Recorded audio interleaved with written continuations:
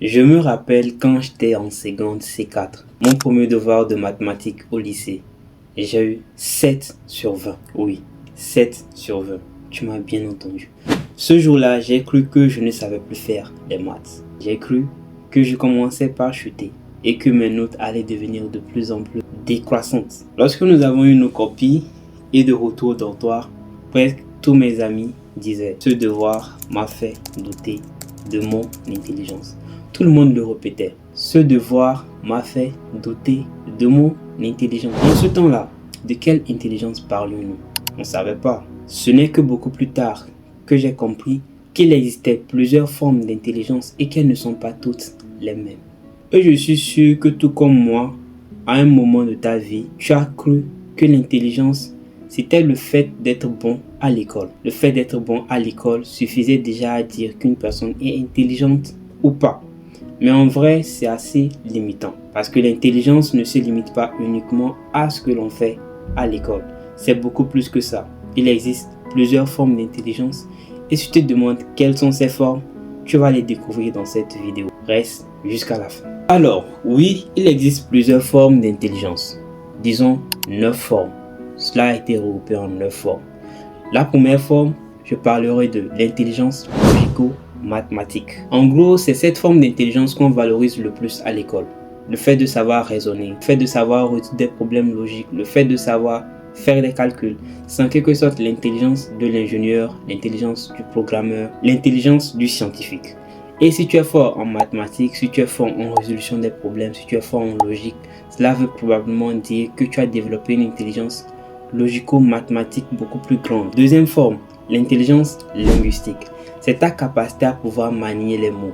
C'est ta capacité à pouvoir écrire, à pouvoir parler, à pouvoir convaincre les gens aisément et à pouvoir raconter les histoires également. C'est à peu près l'intelligence du journaliste, l'intelligence du storyteller, l'intelligence que possède l'écrivain. Alors, si tu aimes beaucoup écrire, si tu fais de la poésie, si tu écris des articles, si les gens disent que tu sais bien écrire, je ne parle pas de la dactylographie, mais le style, tu as la formule, quand tu écris, les gens trouvent ça intéressant.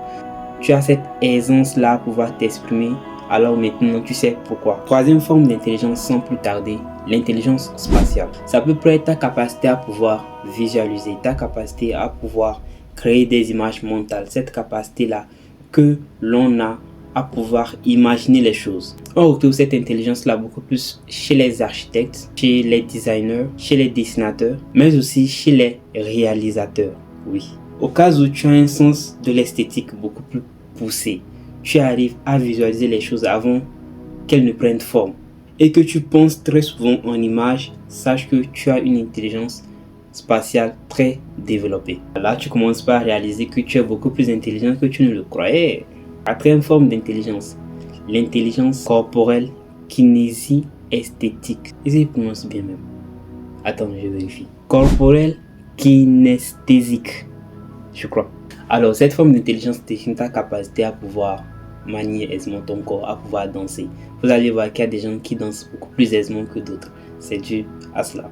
Moi, perso, je suis pas très bon danseur. Cette intelligence-là, c'est donc ce qui te permet de pouvoir être bon au sport, de pouvoir manier les choses aisément avec les mains aussi, de pouvoir être beaucoup plus dans l'action. C'est l'intelligence, par exemple, du sportif, c'est l'intelligence de l'artisan, en quelque sorte, si tu veux.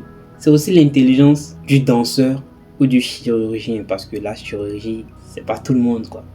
Et d'après ce que j'ai trouvé sur internet, paraît-il que ceux qui ont besoin de bouger pour pouvoir penser, ceux qui sont bons dans leurs mains et qui arrivent à manier facilement les choses dans les mains, qui arrivent à bouger aisément dans leur corps, ont généralement cette forme d'intelligence-là.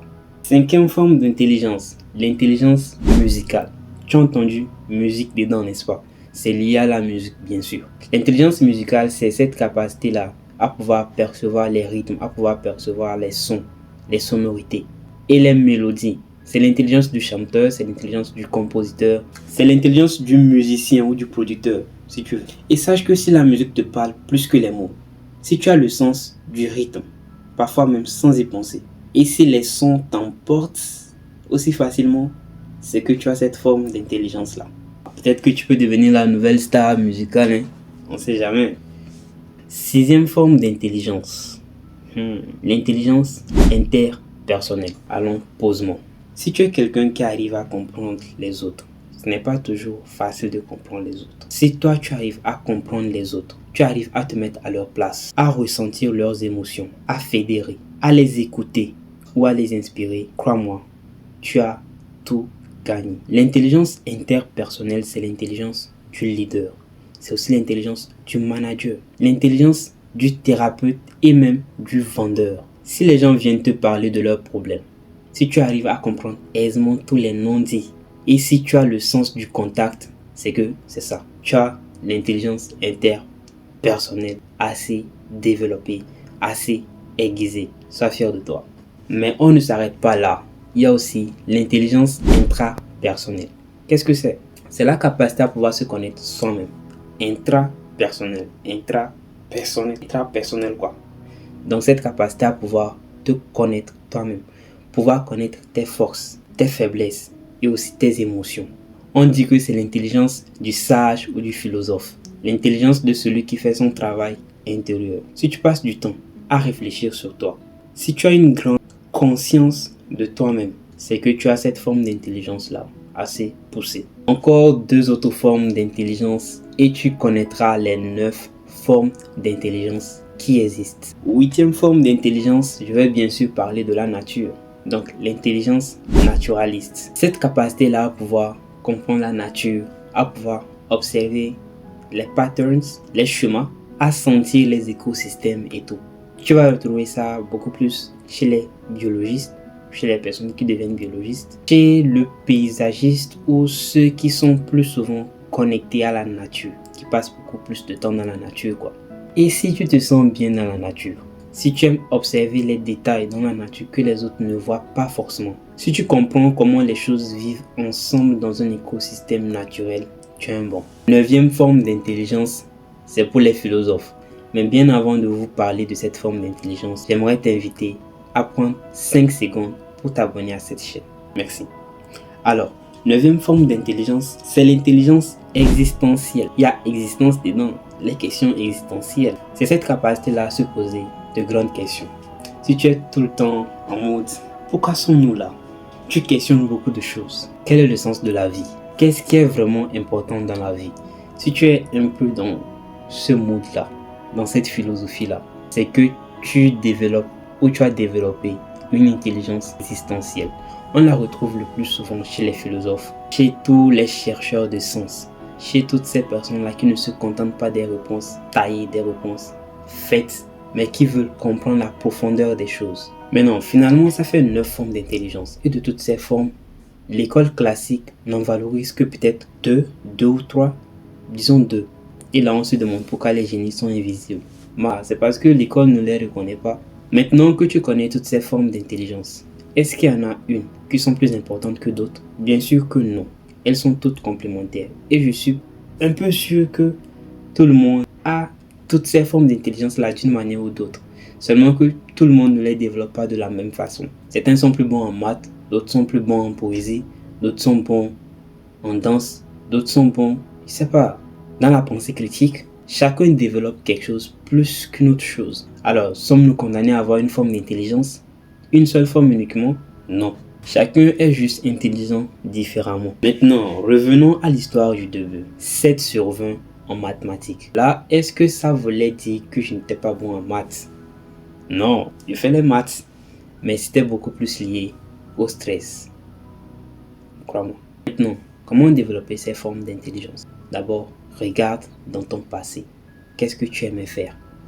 Qu'est-ce qui te faisait sentir toi-même? Avant qu'on te mette dans des cases créées par la société, avant qu'on ne te dise qu'est-ce qui est utile, qu'est-ce qui n'est pas utile, qu'est-ce que toi-même tu prenais plaisir à faire quand tu étais enfant. Retrouve ce que tu aimes faire, c'est ce qui te fait vibrer en fait.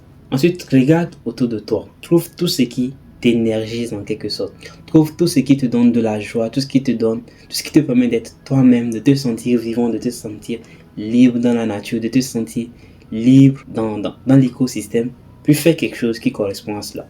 Quand tu fais quelque chose qui te correspond, tu ressors heureux, tu ressors joyeux. Au contraire, quand tu fais un truc qui ne te plaît pas, un truc qui ne te correspond pas vraiment, à chaque fois tu vas te sentir vidé, épuisé. Donc trouve ce qui te permet d'être toi-même, ce qui te correspond et développe ça beaucoup plus. Si tu passes 4 heures à créer, à filmer, à monter, à dessiner ou je sais pas, 4 heures à faire de la musique et que tu prends du plaisir là-dedans, vas-y, fonce. Si tu passes 4 heures à faire les maths, à faire des calculs, les dérivés, les intégrales, si tu passes 4 heures à faire des choses liées à l'administration, si tu passes 4 heures et tu parles de droit sans t'enlacer, ça veut dire que tu es dans tout ça là quoi. Donc tout ça, c'est là où tu te sens à l'aise. Donc accepte qui tu es et fais les choses qui te correspondent. Abonne-toi, partage cette vidéo. À très bientôt. God bless.